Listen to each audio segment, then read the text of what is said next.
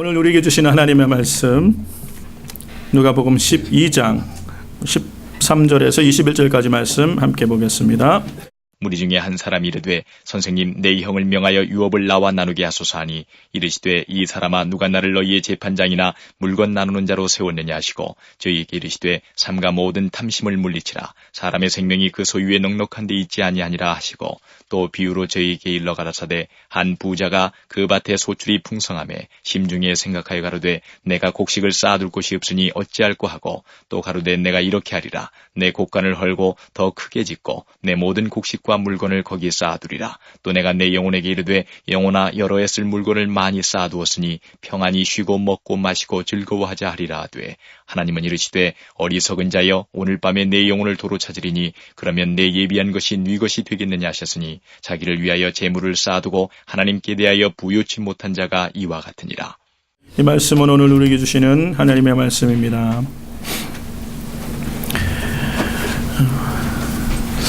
오늘 우리에게 주시는 이 하나님의 말씀은 예수님의 공생에 예수님께서 3년 반의 공생을 하시는 중간에 예수님의 공생의 마지막 막바지에 있었던 일들을 우리 가운데 말씀하고 있는데요. 이 예수님이 십자가를 향하여 가시는 인생의 후반부에 많은 사람들이 예수님 주변에 모여들었어요. 그래서 누가복음 12장에 보면 수만 명이 예수님 주변에 모여 있는 것을 알 수 있습니다. 수만 명이 예수님께 찾아와서 예수님의 말씀 듣기를 원했어요. 그런데 그 많은 사람들 중에 한 사람이 예수님 앞에 나와서 이런 질문을 한 겁니다. 여러분, 그 수만 명 중에 한 사람이 예수님과 독대할 수 있다면 얼마나 좋은 기회예요. 그러니까 특별한 기회 아니겠어요? 그렇죠. 예수님과 독대할 수 있는 기회, 예수님 앞에 내 인생의 가장 중요한 문제를 말하고 질문하고 답변을 얻을 수 있는 기회, 얼마나 좋은 기회예요. 이게 흔한 기회는 아니죠. 그러고 보면 이 사람은 예수님을 따르던 제자 중에 한 사람이었을 것 같아요. 그리고 하는 질문의 내용을 보면 예수님과 평소에 잘 알던 사람이었던 것 같아요. 어쨌든 수만 명 중에 한 분이 예수님과 독대할 수 있는 기회를 가졌는데 이 사람은 어떤 질문을 하겠어요? 여러분 같은 거 생각해 보세요. 예수님을 만날 수 있는 기회가 있어서 한번 예수님께 궁금한 걸 물어볼 수 있을 때 무엇을 물어보겠어요? 내 안에 가장 내가 중요하게 생각하는 것, 그렇지 않겠어요? 하나 물어볼 수 있는 거라면 내가 가장 정말 궁금했던 것 한 가지를 물어볼 텐데 이 사람은 뭘 물어봤냐면 아마 근래에 아버님이 돌아가셨던 것 같아요. 그래서 집안에 유산이 많이 남았는데 그 형이 그 대부분의 유산을 다 가져가려고 그랬던 것 같아요. 그래서 예수님께 덜컥 하는 얘기가 주님 내 형에게 얘기해서 유산 좀 나와 나누게 해주세요 라는 이 얘기를 한 거예요. 그러니까 이 사람 마음에 지금 뭐가 가득한 거예요? 유산 좀 같이 나눠 갖자, 이게 가득한 거예요.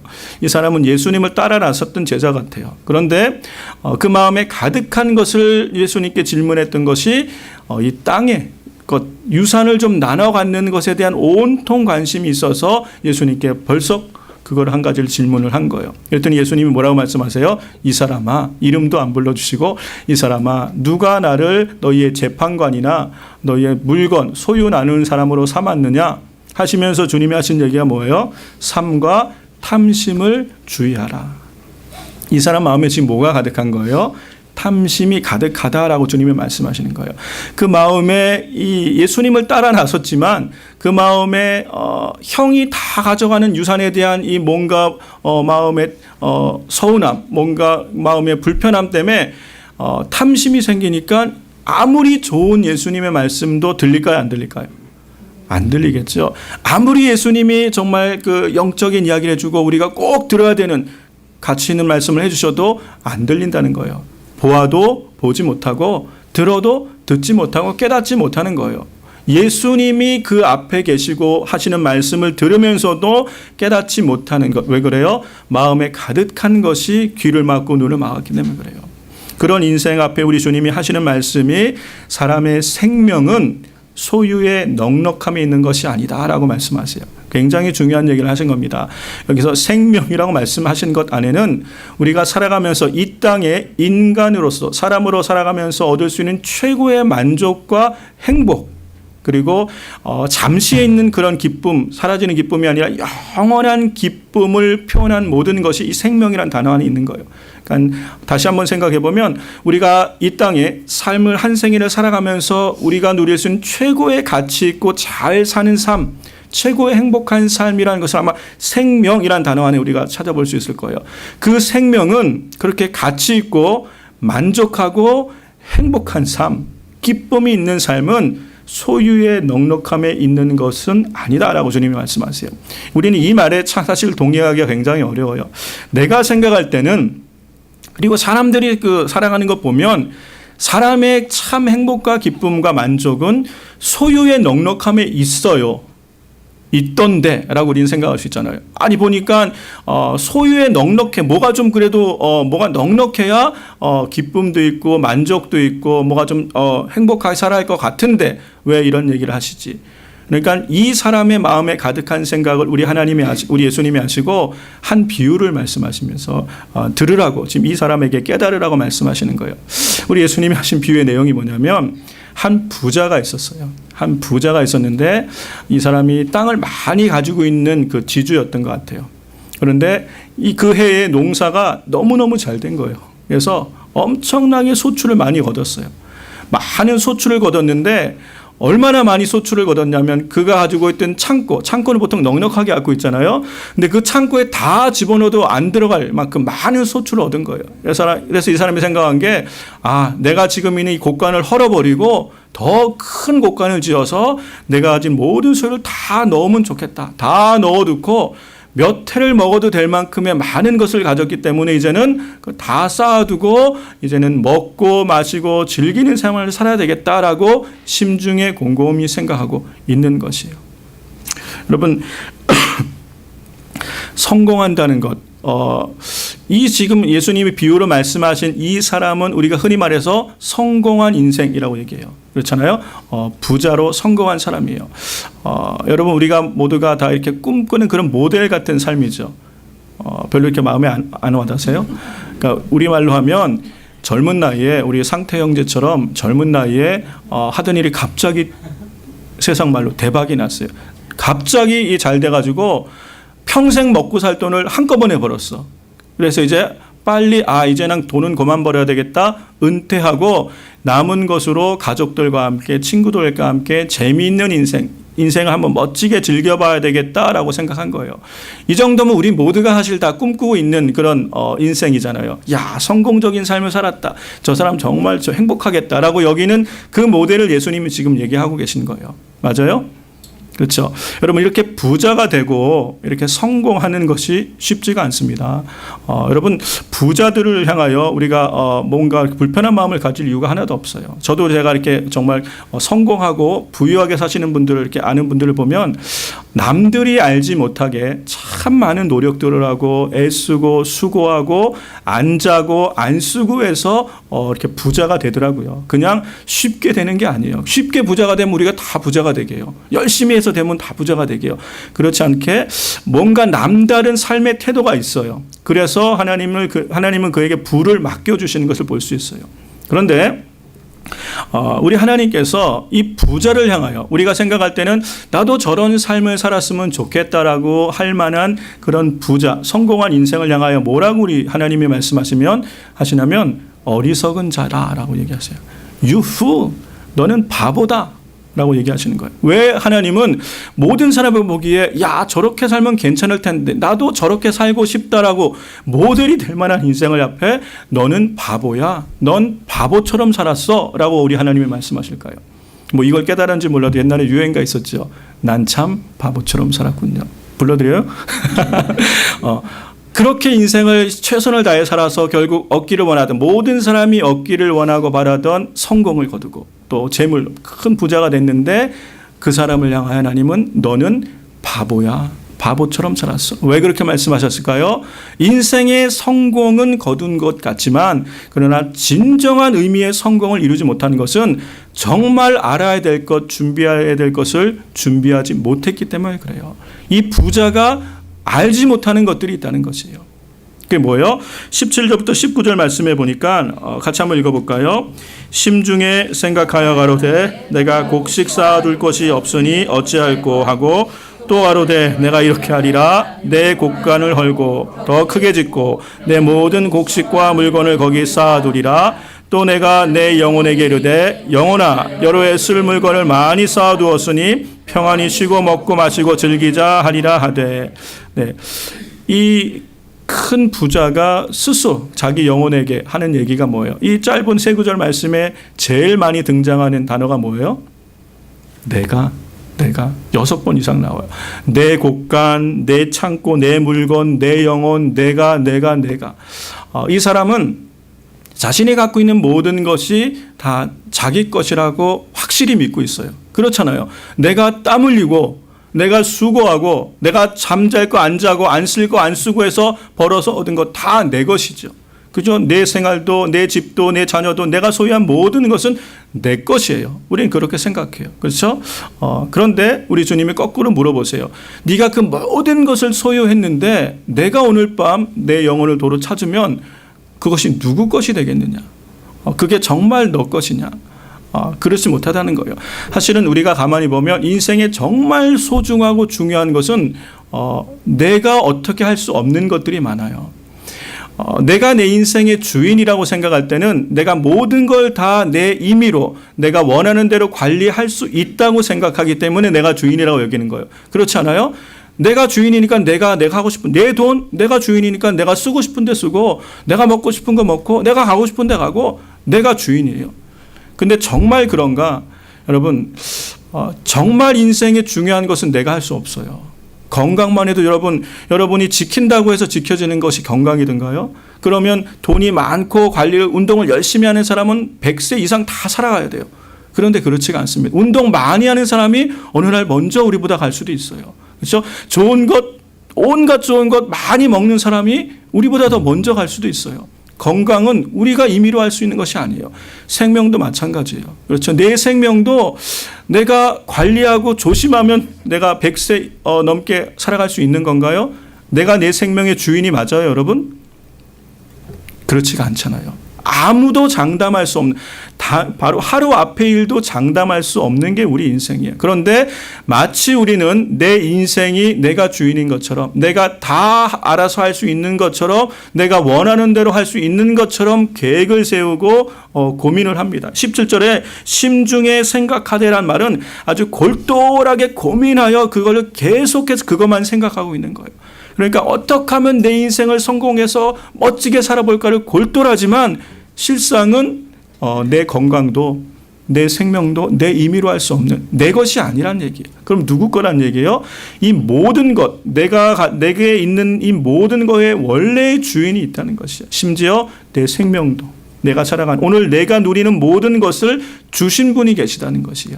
그런 뭐예요? 진정한 주인이 있고 나는 그분께 맡은 청직이라는 것을 깨닫지 않으면 너는 어리석은 삶을 살고 있는 거야 라는 얘기예요. 네 생명과 네 소유와 네가 누리는 모든 것이 정말 내 것이라고 생각하고 있는 한 너는 바보다. 바보 같은 삶을 살고 있는 거라는 거예요. 뭘 모른다는 거예요? 진정한 이것의 주인이 누군지를 모르는 한 너는 바보라는 것이에요. 내 생명에 내 인생에 주인이 있다는 것을 모르면 그것은 성공한 삶이 결코 될 수 없다는 것을 우리 주님 말씀하세요. 보세요. 야고보서 4장 13절과 14절에 이렇게 주님이 말씀하십니다. 같이 읽어볼까요? 들으라 너희 중에 말하기를 오늘이나 내일이나 아무 도시에 가서 거기서 1년 유하며 장사하여 일을 벌이라 하는 자들아 내일을 너희가 알지 못하는도다. 너희 생명이 무엇이뇨? 너희는 잠깐 보이다가 없어지는 안개니라. 우리는 한 번도 이렇게 생각해 본 적이 없습니다. 우리 인생이 잠깐 보이다 사라지는 안개와 같아 그렇게 유한하고 찰나 순간적이다. 우리가 젊을 때는 그런 생각 해보지 않았어요. 그런데 어느 날 우리가 인생의 막바지에 달아들었을 때 인생이 아무것도 아니구나 라는 생각을 하게 될 것이에요. 근데 그때는 too late. 너무 늦을 수 있다는 거예요. 우리가 정말 내가 깨달을 수 있을 때 내 인생의 주인이 계시고 그리고 우리 인생에 참으로 유한한 것이고 그리고 그 인생을 이끄시는 분이 계시다는 것 그것을 깨닫기 전까지는 우리가 성공했다고 말하는 그 성공은 사실은 우리가 거짓 헛된 성공 가운데 속고 있는 것이 될 수 있다는 것이요. 잠언 27장 1절에서도 이렇게 말씀합니다. 같이 읽어볼까요? 너는 내일 일을 자랑하지 말라. 하루 동안 무슨 일이 일어날지 내가 알 수 없음이래라. 네, 우리는 바로 하루 앞의 일도 예측할 수 없고 장담할 수 없는 사실 굉장히 연약한 존재예요. 그렇죠?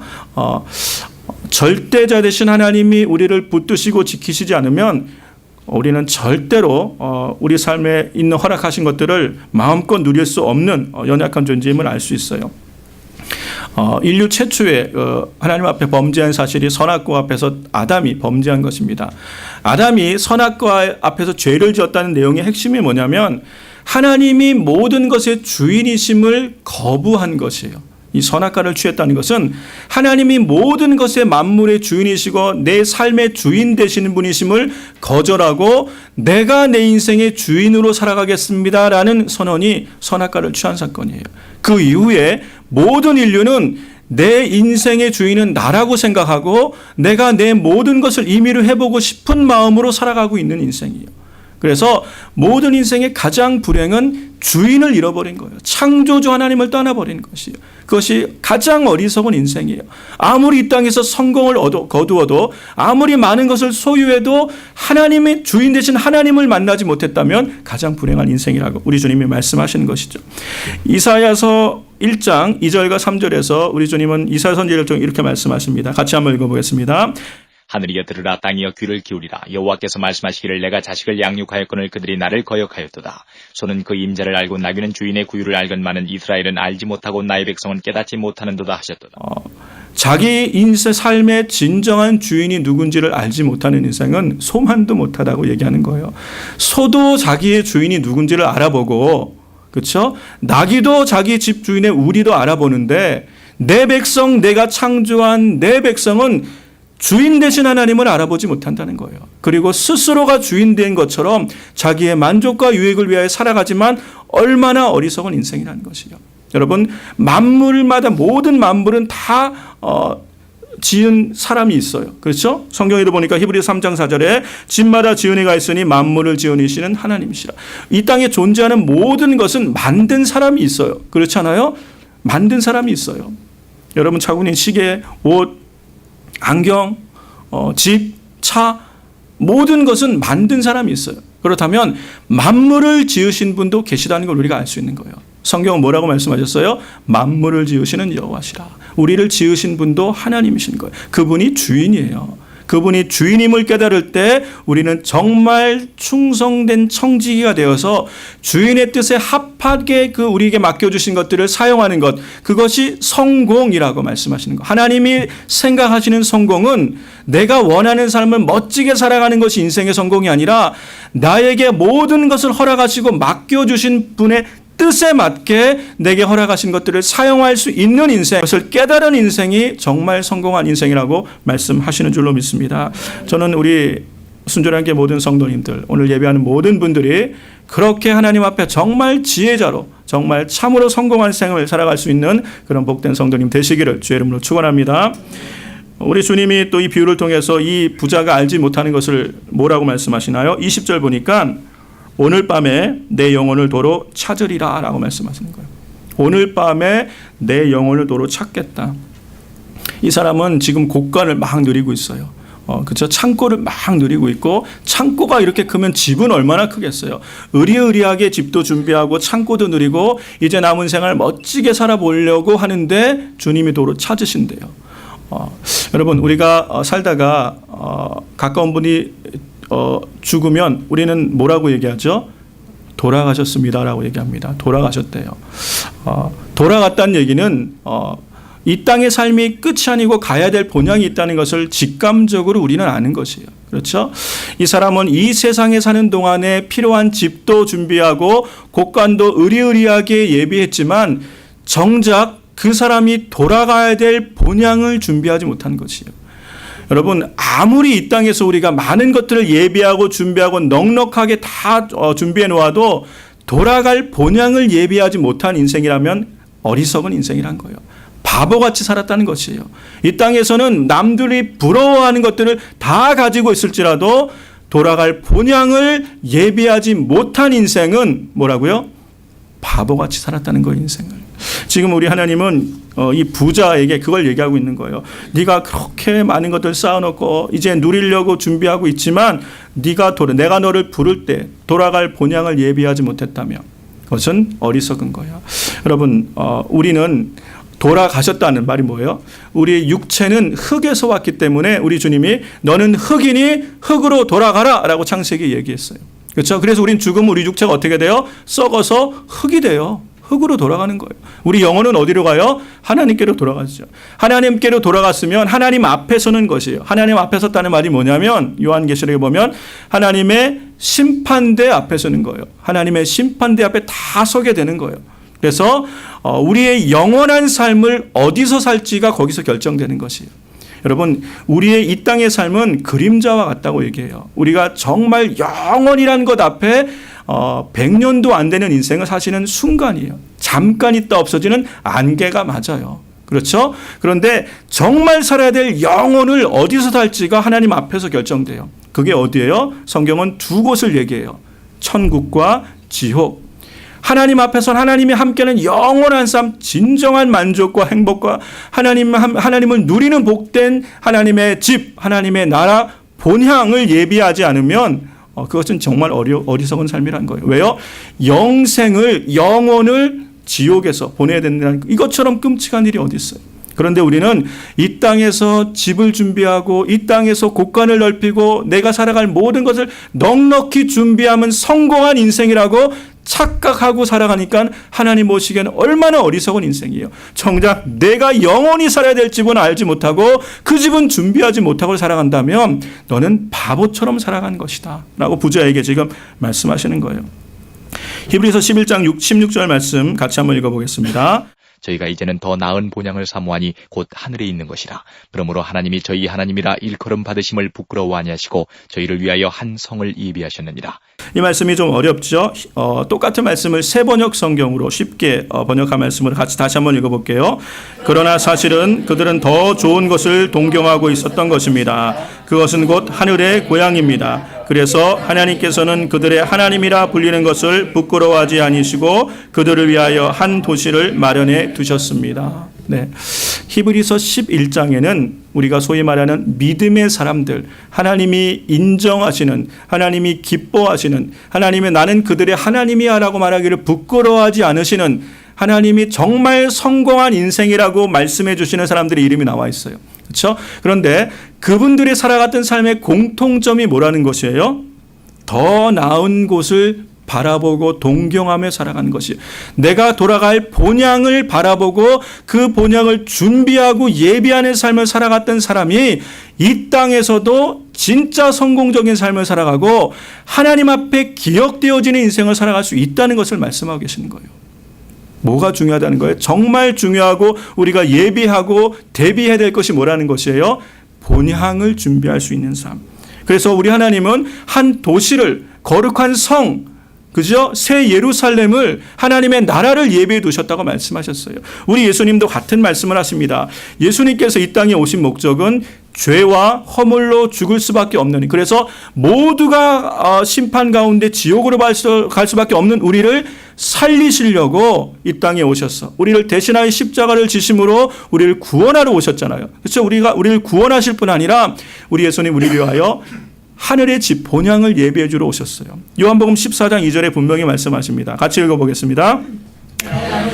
거할 곳이 많도다. 그렇지 않으면 너희에게 일렀으리라. 내가 너희를 위하여 처소를 예비하러 하노라. 우리 주님은 부활하시고 승천하셔서 우리가 거할 처소를 예비해 주시고 우리의 본향을 예비해 주시러 주님이 올라가셨어요. 사랑하는 여러분, 우리 예수님 우리에게 생명을 주실 뿐 아니라 구원하실 뿐 아니라 우리가 거할 집을 예비해 주세요. 그렇다면 정말 이 땅에서 성공적으로 살아가는 삶이라는 것은 이 땅에 하나님께서 맡겨주신 것들로 이것이 내가 주인이 아닌 것을 깨닫고 주인의 뜻대로 맡은 청지기가 되어서 그분이 원하시는 곳에 아름답게 쓰고 나는 정작 이 땅에 주신 불의한 재물로 하나님의 내 본향을 예비하는 삶을 살아가는 것이 진짜 지혜라고 말씀하고 있는 것입니다. 히브리서 9장 27절에 이렇게 말씀합니다. 사람이 한 번 죽는 것은 정하신 것이요 그 후에는 심판이 있으리라. 모든 사람들은 다 태어난 사람이 있으면 죽는 순간이 있다는 것이에요. 순서는 알 수 없지만 다 하는 사람은 태어나서 죽는데 그것이 끝이 아니라 그 가운데 심판이 있을 것. 그래서 정말 이 땅 가운데 예수 그리스도로 말미암아 우리가 돌아갈 집을 예비한 사람들은 갈 곳이 하나님의 나라, 하나님의 도성으로 갈 것이고 예비하지 못한 인생에 갈 곳은 사단을 가두기로 준비된 지옥으로 가게 될 것이라고 말씀하신 거예요. 참 성공이 무엇입니까, 여러분? 정말 지혜롭게 사는 삶이 무엇입니까? 이 땅에서 내 집을 넓히고 곳간을 넓히는 것이 아니라 내가 돌아가야 될 본향을 예비하는 삶, 그것이 가장 지혜로운 삶인 줄로 믿습니다. 이 부자가 몰랐던 이 사실을 우리 주님은 비유를 통하여 깨닫게 하시는 거예요. 내가 돌아갈 하나님의 나라, 이 본향을 예비하라고 말씀하신 거예요. 마지막으로 이 부자가 알지 못했던 것이 뭐예요? 19절 말씀을 같이 읽어볼까요?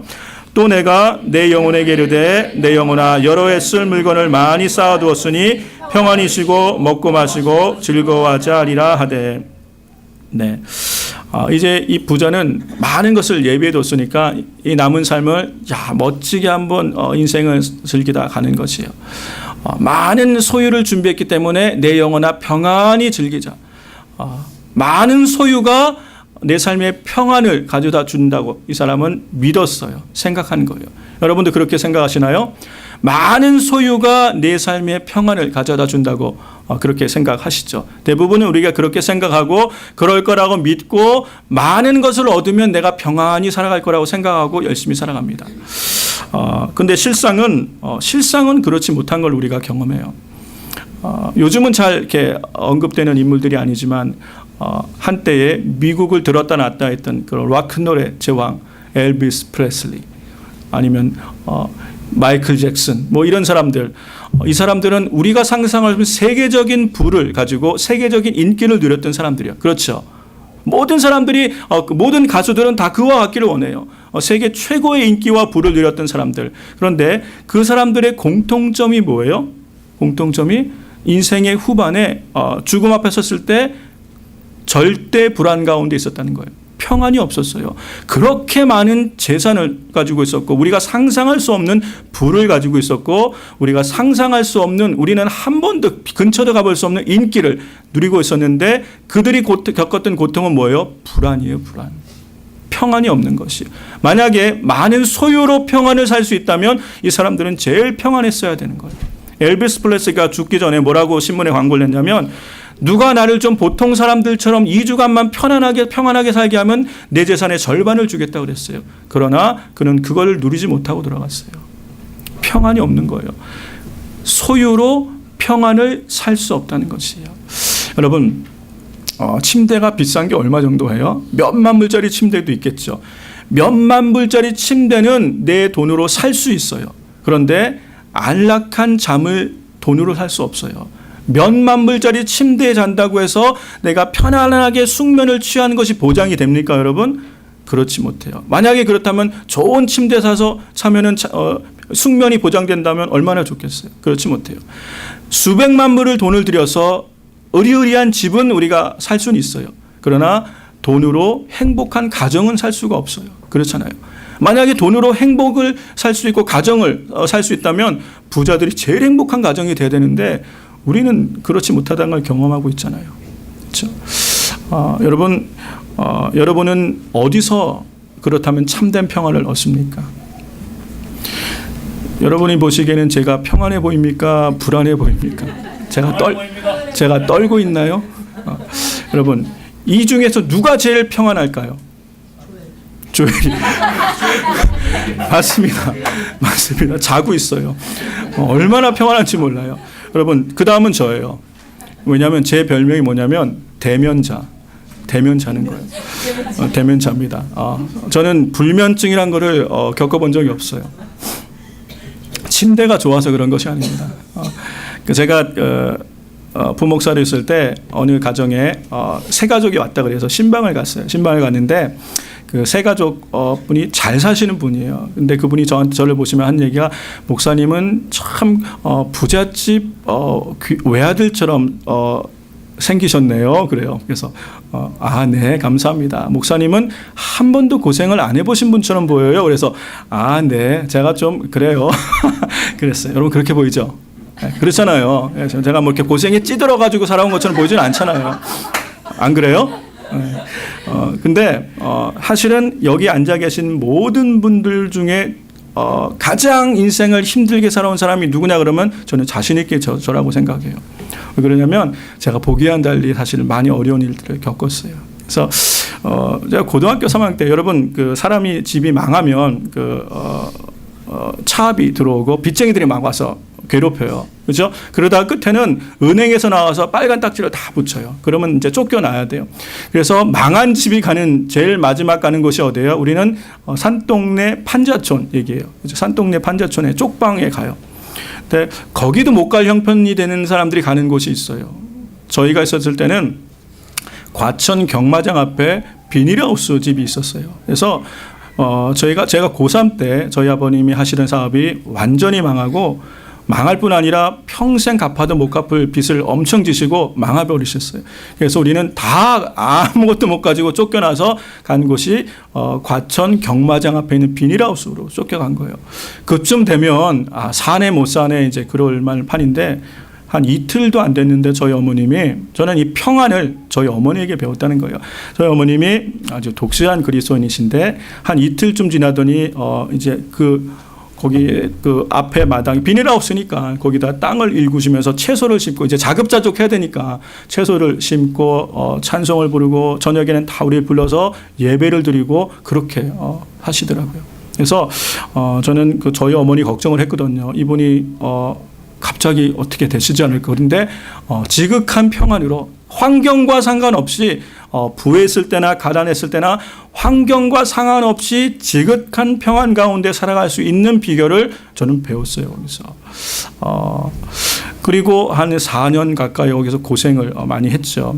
고생하고 그 이후로 우리는 빚이 항상 있었기 때문에 그 이후로 한 번도 저는 평안한 삶을 살아본 적이 없는 것 같아요. 항상 이 물질로 어려움을 겪었어요. 그래서 제가 한 7년 가까이를 공부를 했는데 한 번도 집에서 제가 대학 들어갈 때 처음 등록금을 어떻게 대주셨는지 모르겠어요. 그때 대주시고 난 다음에 한 번도 저는 집안에서 도움을 받아본 적이 없어요. 그러니까 처음 이제 대학을 들어갔을 때 제 안에 제일 많은 생각이 뭐냐면 탐심이라는 건 웃음을 내리고 어떻게 이 4년을 졸업을 하지? 어떻게 등록금을 내고 4년을 졸업할 수 있을까? 저한테는 불가능한 것처럼 보였어요. 내가 이 신학교 4년을 졸업한다는 것은 불가능한 것처럼 보였어요. 그래서 대학 들어가자마자 한 게 일을 하고 노가다를 할 수 있는 게 없으니까 노가다를 하고 뭐를 팔로 다니고 다 했는데 너무 힘든 거예요. 그러니까 한 학기를 마칠 때 되니까 남는 게 하나도 없어요. 내가 이렇게 살아서는 내 인생에 소망이 없겠구나. 몸은 피곤하고 공부는 못하고 안 되겠구나. 그래서 정신을 차리고 두 번째 학기부터 공부를 열심히 했어요. 그런데 인생에 소망이 별로 안 보여요. 여러분.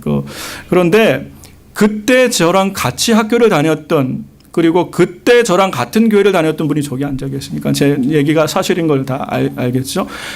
그때 저랑 같이 학교를 다녔던 친구들도 저는 부잣집 아들인 줄 알았대요. 왜냐하면 제가 한 번도 이렇게 불평하거나 원망하거나 뭐 이렇게 찌들어 있거나 항상 뭐 웃고 기쁘고 제가 제일 기뻤으니까 왜요? 저한테는 뭐가 있던 거예요? 평강이 있었어요. 평강이. 여러분 우리가 둘러싸이는 환경이 내 상황과 환경과 상관없이 우리는 평강을 누릴 수 있는 줄로 믿습니다. 그 평강, 이 절대적 평강이 어디서 오는 거예요? 성경은 분명하게 말씀하십니다. 예수님은 분명하게 말씀하십니다. 사람의 생명이 소유에 넉넉한 것을 잊지 않다. 우리의 절대적 평강은요, 내가 내 소유의 많고 적음으로 오는 것이 아니라 관계 속에 있다는 걸 말씀하시는 거예요. 성경이 우리한테 말씀하시는 평강은 뭐예요? 예수 그리스도와의 관계 속에 우리 인생의 절대적 평강이 있다는 거예요. 내 환경과 내 소유와 내 상황과 내 인생의 첩첩산중 쌓여있는 문제들과 상관없이 내가 오늘을 하나님 앞에서 감사하며 행복하게 지낼 수 있는 비결이 어디 있다고요? 예수 그리스도 안에 있다고 성경은 분명히 말씀하셨습니다. 그리고 우리는 그 삶을 누리고 있는 것이에요. 여러분 중에 가장 가난한 것처럼 보일지라도 사실은 가장 부한 자요, 가장 평강을 누리고 있는 사람이 있을 수 있다는 것이에요. 사랑하는 성도 여러분, 우리가 그런 평강을 누리는 삶을 살게 되시기를 주의 이름으로 축원합니다. 우리는 많은 것을 소유해야 내가 평안하고 행복할 거라고 생각하는 그 마귀가 주는 거짓 속임수에 속아서 얼마나 많은 사람들이 그 거짓 속임수에 속아서 소유해야 행복할 거라고 착각하고 인생의 정말 중요한 때를 헛되게 보내고 있는지 몰라요. 그리고 물질의 노예가 되어서 여러분 진정한 소유는 내가 쓴 것이 내 것이에요. 쓰지 못하고 갖고 있는 것은 내 것이 아니란 얘기예요. 성경에 제가 살펴본 인물 중에 제일 부자가 누구였냐면 다윗이었어요. 다윗. 근데 다윗이 시편 119편에 놀라운 고백을 하고 있는데 내 소유는 이것이니 주의 말씀을 준행한 것입니다. 그렇게 제가 본 인생 중에 가장 큰 성경의 가장 큰 부자였던 다윗의 고백이 내 소유는 나의 진정한 소유는 이건데 하나님의 말씀을 지킨 것만 내 소유라는 것이에요. 내 소유가 뭐예요? 하나님 앞에 섰을 때 기억될 것만 내 소유라는 것이에요. 여러분 세이빙 어카운트에 여러분이 갖고 있는 창고에 아무리 많이 쌓아두어도 그것이 여러분의 소유가 아니라는 것이에요. 여러분이 어떻게 썼느냐가 그것이 하나님 앞에 기억되어지는 우리의 소유가 된다고 말씀하는 줄로 믿습니다. 사랑하는 성도 여러분, 말씀을 마무리하겠습니다. 오늘 한 부자가 부자 이야기를 예수님이 하셨는데 한 사람이 유산 나누는 것 때문에 예수님 앞에 나와서 형에게 내 유산을 나눠달라고 얘기했어요. 이 사람의 마음에 가득한 것은 예수님을 따르지만 그 안에 가득한 것은 물질이에요. 그 사람은 결코 행복한 삶을 살 수 없다는 것을 주님이 비유로 말씀하신 줄로 믿습니다. 우리 인생의 가장 중요한 것은 다 예수님이 주세요. 여러분 우리 인생의 주인 되시 하나님이 주인 되심을 깨닫지 못하는 한 우리는 어리석은 삶이에요. 그렇죠? 우리 인생에 정말 예수님께서 주시는 영원한 생명, 하나님 나라를 예비하지 못한다면 그 사람은 어리석은 삶을 사는 것이에요. 여러분 아무리 우리가 이 땅에서 행복하고 평안하려고 소유를 늘려도 정말 예수님과의 관계 속에서 주시는 참된 평안을 누리지 못한다면 그 사람은 가장 어리석은 사람인 줄로 믿습니다. 마태복음 11장 28절에 수고하고 무거운 짐진 자들아 다 내게로 오라 내가 너희를 쉬게 하리라. 오직 예수 그리스도 안에 참 생명과 참 평안이 있음을 믿고 그 예수님을 구주로 영접하고 내 삶의 진정한 주인으로 인정하고 모셔드릴 때 우리는 이 땅에서 참으로 성공하고 지혜로운 복된 삶을 살아가게 될 줄로 믿습니다. 여러분 모두가 그런 삶을 살게 되시기를 바라고 그러한 삶을 살아갈 수 있도록 축복의 통로로 쓰임받게 되시기를 주의 이름으로 축원합니다.